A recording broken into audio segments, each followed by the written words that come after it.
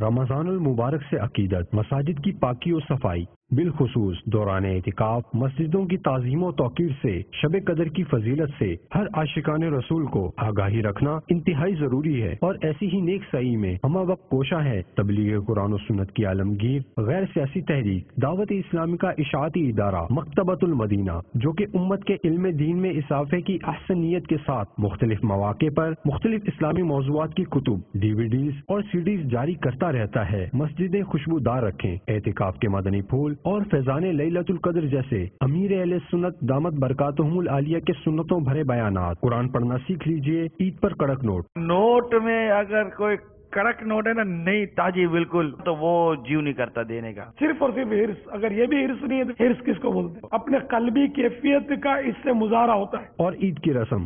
میرا سوال ہے کہ باپا جانی ایڈوانس عید مبارک کہنا کیسا؟